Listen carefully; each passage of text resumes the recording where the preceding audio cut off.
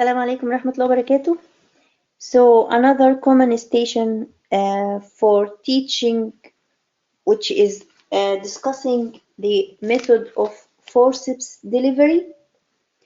So we have already discussed the delivery, the vacuum delivery, and it's very similar to this station in terms of indication, contraindication, and what are the precautions we are taking, and what is the postnatal or post-delivery precautions, and how we can manage.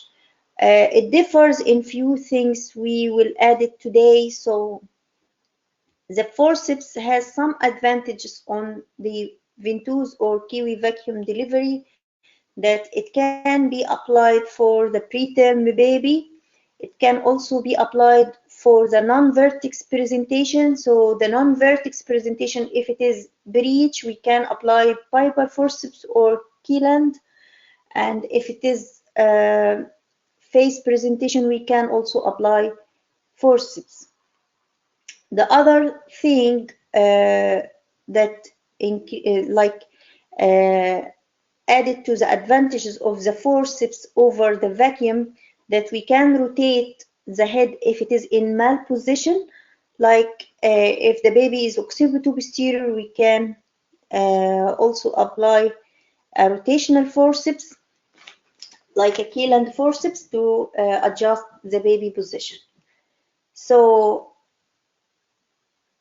the forceps mainly the disadvantages over like different than the vacuum, it's more traumatic because it's a metal blades, so it can cause severe trauma to the perineum, and also if it is not applied in the proper way to the baby, it can cause fetal injury in the face and laceration as well. Okay, that's why we need to be careful when we are applying the forceps, and we need to know what are the parts of the forceps. So as you can see, we have two blades of the forceps. We have the finger guard from which we will hold the handle. We have the lock, as you can see, and we have the shanks. And these shanks, we can, while we are delivering the baby, we will have to do what we call Peugeot maneuver.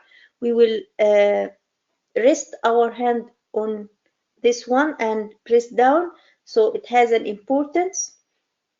And then the blade itself, it's a fenestrated blade, as you can see, and these fenestration are to decrease the pressure on the fetal head, and it has a cephalic curve from inside and pelvic curve from outside. Okay, so, and this is the Keeland forceps. It's a rotational forceps, and it is long, and it differs than the normal forceps that it doesn't have the pelvic curve, because we are rotating with this forceps, so we don't need the forceps to adjust for the pelvic curvature. Okay, and it needs a very skilled person to use it. So the forceps as well, it's like the vacuum, it has the same mnemonic from A to G. So A will address the patient concern and will take her consent and confirm the analgesia are adequate, and we can also ask for help from the neonatologist, from the seniors, from all staff around us. B stands for the bladder to be empty and to have a backup plan if it is failed, so we'll prepare for an emergency C-section in case of failure. And C, to ensure the contractions are adequate and the cervix is fully dilated. D is to determine the position and to think in shoulder dystocia. And E is equipment ready for the vaginal delivery and the baby resuscitation in case it's needed. So until this point, it's the same like the ventouse. So the different starts from F. So the forceps F stands for forceps ready. How I will know that the forceps ready? So I will try to match the two blades to each other and to confirm they are looking together, and I will try to apply it. As you can see, we will start with the left blade, and I will send you a video. He will show you how to know the right and left blades, how to apply it in a safe way, which is called phantom application.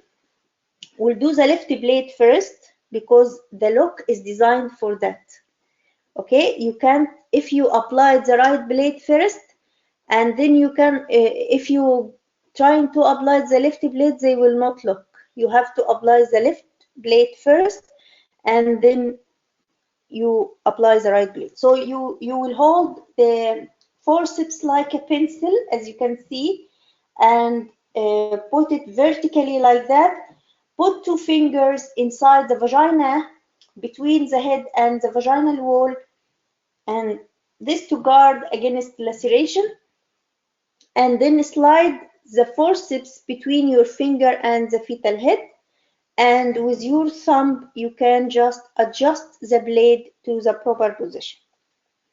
And after the insertion of the left blade, ask your assistant to hold it, and then you start to insert the right one by the same way on the other side.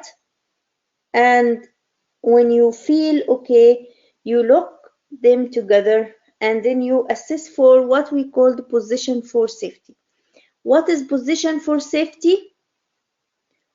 Actually, the photo is not showing here.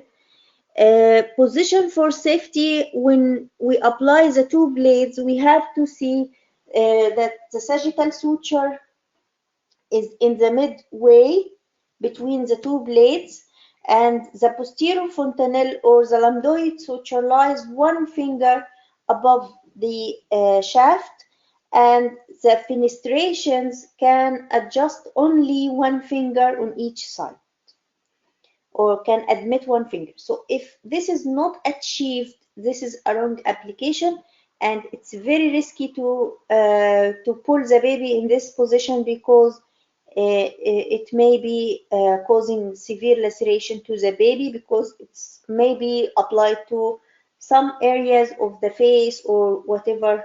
So you have to know that you are safe. So the sagittal suture should lie in the midline, and or in equal distance from both blades, and the lambdoid suture lies 1 centimeter above the shaft, and then the fenestration should not admit more than one finger on each side. And then we will continue the same mnemonic. So J is for gentle traction, but here the gentle traction, as you can see, we will pull by one hand, and with the other hand we will press downward 90 degrees, on the direction of 90 degrees downward, and this to deliver the baby on the axis of the pelvis, which is called Pajot maneuver. In the past, they were putting what we call the axis traction piece. It will be hinged to the forceps from downward, but nowadays we just press from up while we are pulling the baby outside. Okay, and so this is J. G, it's gentle traction, and then H is the handle elevated. So after we will do the gentle traction and Pajot maneuver, then we will elevate our hand upwards, so we will deliver the baby in J shape.